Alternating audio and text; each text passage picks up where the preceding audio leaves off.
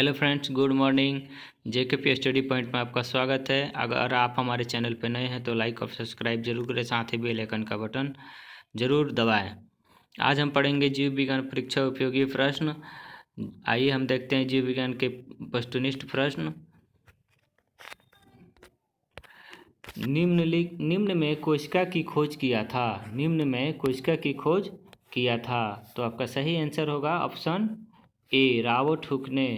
Option A, Robert Hooke ने। Robert Hooke ने कोशिका की खोज कब किया था? तो 1665 ईस्वी में। 1665 ईस्वी में रॉबर्ट हुक ने कोशिका की खोज किया था, तो यानी कि आपका ऑप्शन ए राइट आंसर। कोशिका सिद्धांत का प्रतिपादन किया था। कोशिका सिद्धांत का प्रतिपादन किया था, तो आपको सही आंसर होगा option D. Option D right answer. तो ऑप्शन डी क्यों होगा? तो स्लाइडेन तथा स्वान, इन दोनों ने मिलकर कोशिका सिद्धांत का प्रतिपादन किया था। कोशिका सिद्धांत का प्रतिपादन किया था स्लाइडेन और स्वान ने। तो आपका सही आंसर क्या होगा? Option D right answer. निम्नलिखित में आत्महत्या की थैली कहा जाता है। निम्नलिखित में आत्महत्या की थैली कहा जाता है, तो आपका सही आंसर होगा option B. Option B, lysosome को आत्महत्या की थैली कहा जाता है। आत्महत्या की थैली किसे कहा जाता है? तो लाइसोसोम को। लाइसोसोम को आत्महत्या की थैली कहा जाता है। ठीक है। लाइसोसोम की खोज किया था डी दुबे ने। डी दुबे ने लाइसोसोम की खोज किया था, तो आपका सही आंसर होगा लाइसोसोम। ठीक है, नेक्स्ट क्वेश्चन देखते हैं। निम्न में कोशिका का ईंधन कहा जाता है। निम्न में कोशिका का ईंधन कहा जाता है। ठीक है, तो आपका सही आंसर होगा ऑप्शन ए, कार्बोहाइड्रेट को कोशिका का ईंधन कहा जाता है, यानी कि आपका option A right answer. Carbohydrate को कोशिका का ईंधन क्यों कहा जाता है? तो कार्बोहाइड्रेट से हमें सर्वाधिक ऊर्जा मिलती है, हमारे शरीर को सर्वाधिक ऊर्जा मिलती है, जो हमारे शरीर के लिए ज़्यादा फायदेमंद हो। सर्वाधिक कार्बोहाइड्रेट की प्राप्ति होती है, तो सर्वाधिक कार्बोहाइड्रेट की प्राप्ति हमें सेव से होती है। किससे होती है? तो सेव से। ठीक है, नेक्स्ट क्वेश्चन देखते हैं।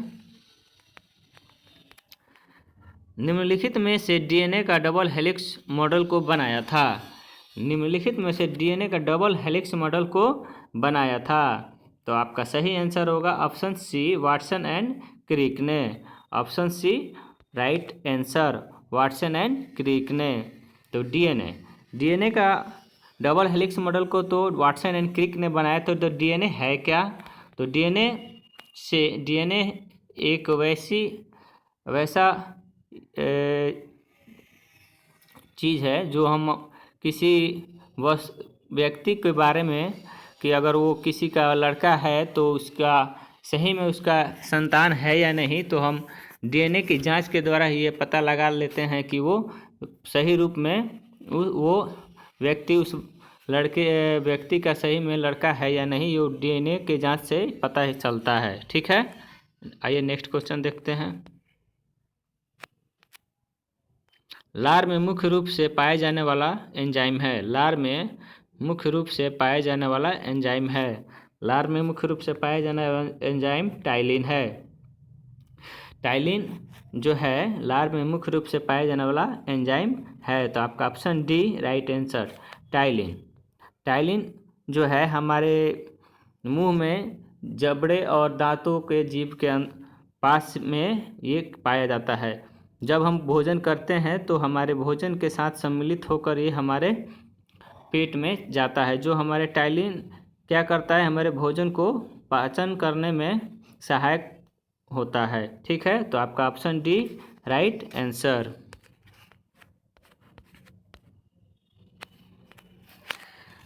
दूध को फाड़ने या थक्का बनाने का कार्य करता है। दूध को फाड़ने या थक्का बनाने का कार्य कौन करता है? तो आपका सही आंसर होगा ऑप्शन बी रेनिन दूध को फाड़ने या थक्का बनाने का कार्य करता है। तो कौन करता है? तो renin, option B right answer.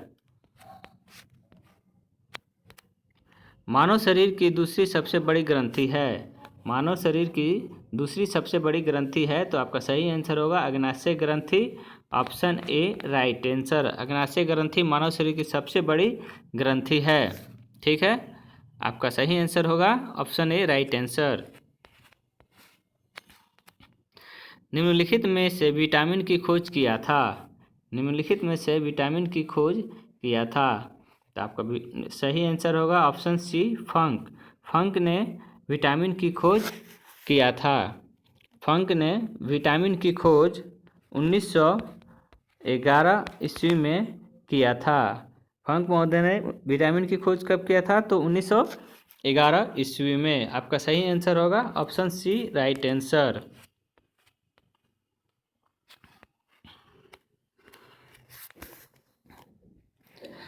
निम्न में आयोडीन की कमी से होने वाला रोग है। निम्न में आयोडीन की कमी से होने वाला रोग है, तो आपका सही आंसर क्या होगा? ऑप्शन सी ए और बी दोनों। अब ए और बी दोनों क्यों होगा? कि ग्वाइटर और घेंगा, ग्वाइटर और घेंगा एक ही हैं, दोनों एक ही का। ग्वाइटर का इंग्लिश हिंदी होता है आपका घेंगा, घेंगा का इंग्लिश होता है ग्वाइटर, यानी कि दोनों एक ही हैं। तो आपका सही आंसर होगा ए बी दोनों, ए और बी दोनों। तो आयोडीन की कमी से कौन सा रोग होता है? ग्वाइटर और घेंगा। ठीक है,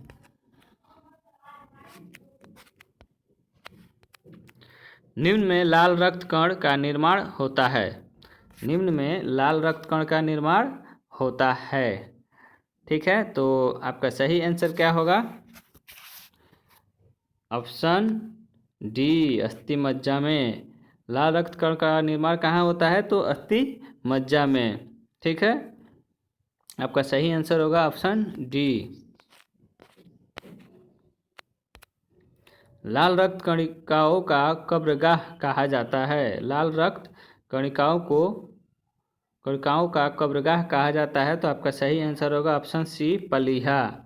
पलीहा को लाल रक्त कणिकाओं को का कब्रगाह कहा जाता है, ऑप्शन सी राइट आंसर।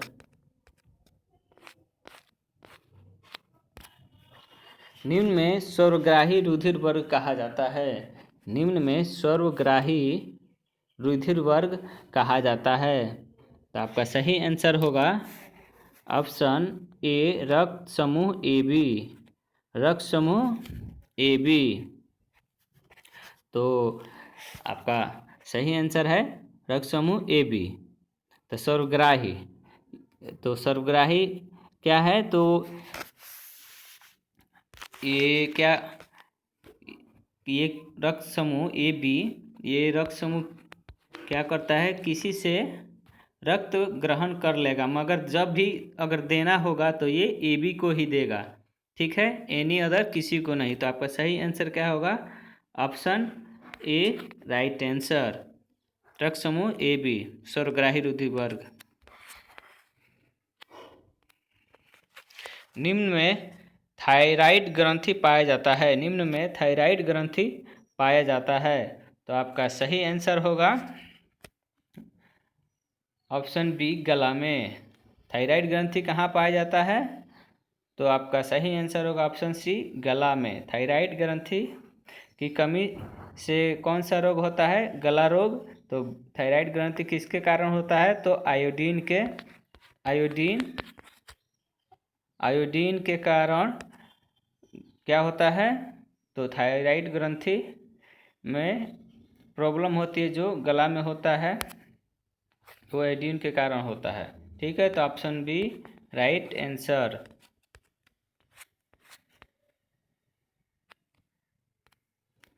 लाल रक्त कण का निर्माण भ्रूण अवस्था में होता है। लाल रक्त कण का निर्माण भ्रूण अवस्था में होता है, तो आपका सही आंसर होगा option C. Option C right answer. तो लाल रक्त कण का निर्माण भ्रूण अवस्था में होता है, तो आपका सही आंसर क्या होगा? ऑप्शन ए, ऑप्शन बी, यकृत में और प्लीहा दोनों में। लाल रक्त कण का निर्माण भ्रूण अवस्था में कहाँ होता है? तो यकृत और प्लीहा में। तो आपका सही आंसर क्या होगा? Option C right answer. Tetanus, कोड, रैबीज, मिर्गी, पोलियो से प्रभावित होने वाला अंग है। टिटनेस, कोड, रैबीज, मिर्गी, पोलियो से प्रभावित होने वाला अंग है। तो आपका सही आंसर क्या होगा? तो आपका सही आंसर होगा इसमें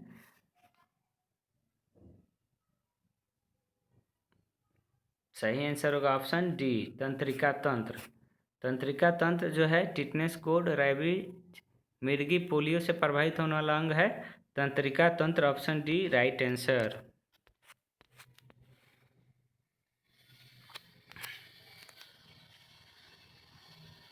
टाइफाइड हैजा तथा पेचिश रोग से प्रभावित होने वाला अंग है। टाइफाइड हैजा पेचिश रोग से प्रभावित होने वाला अंग है। तो आपका सही आंसर क्या होगा?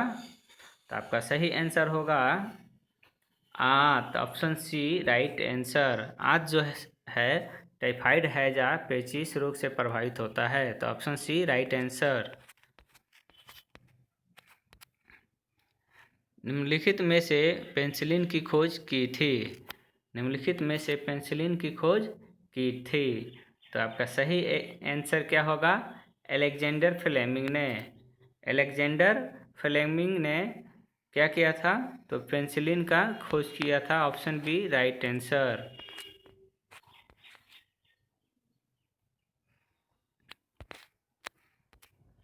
निम्न में तंत्रिका तंत्र की इकाई को कहते हैं। निम्न में तंत्रिका तंत्र की इकाई को कहते हैं। तो आपका सही आंसर होगा ऑप्शन ए, न्यूरॉन को तंत्रिका तंत्र की इकाई कहते हैं। Option A right answer. मनुष्य के शरीर में मांसपेशियों की संख्या होती है। मनुष्य के शरीर में मांसपेशियों की संख्या होती है। तो आपका सही आंसर होगा ऑप्शन बी 339 लगभग 339 लगभग। Option B right answer. निम्न में शरीर का सबसे कठोर तत्व होता है। निम्न में शरीर का सबसे कठोर तत्व होता है।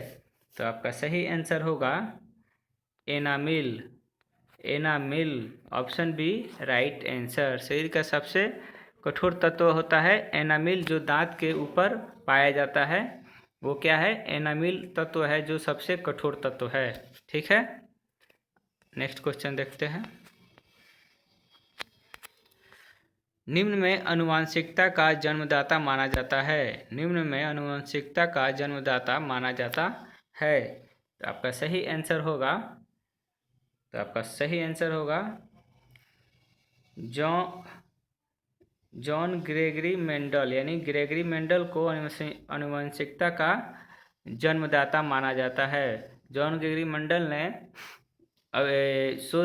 मटर के पौधे पर शोध करके पता लगाया था कि ये आनुवंशिकता का सही रूप से उस पर रिसर्च करके पता लगाया था आनुवंशिकता का कारण क्या है। इसीलिए हम उनको आनुवंशिकता का जन्मदाता कहते हैं। ठीक है, option A right answer, Gregory Mendel को।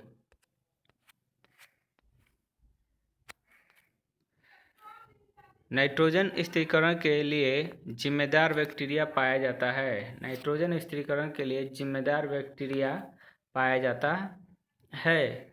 तो आपका सही आंसर होगा ऑप्शन सी, सीबी पौधे के जड़ में। ऑप्शन सी, नाइट्रोजन स्थिरीकरण के लिए जिम्मेदार बैक्टीरिया है। तो सीबी पौधे के जड़ में ये पाया जाता है नाइट्रोजन स्थिरीकरण के लिए बैक्टीरिया। तो आपका ऑप्शन सी राइट आंसर। प्रकाश संश्लेषण की दर सबसे अधिक होती है। प्रकाश संश्लेषण की दर सबसे अधिक होती है। तो आपका सही आंसर होगा लाल प्रकाश में। Option B right answer. प्रकाश संश्लेषण की दर सबसे अधिक लाल प्रकाश में होती है। ठीक है।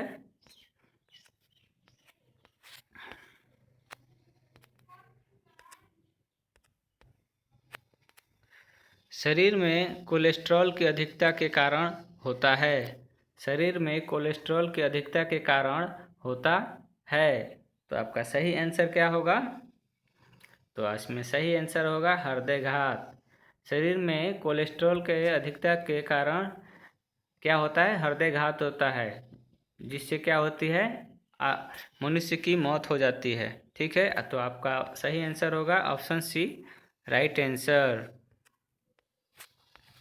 धन्यवाद दोस्तों। अगर आपको ये वीडियो अच्छी लगे तो लाइक और सब्सक्राइब जरूर करें, साथ ही बेल आइकन का बटन दबाना ना भूलें, जरूर दबाएं। जय हिंद, जय भारत, धन्यवाद।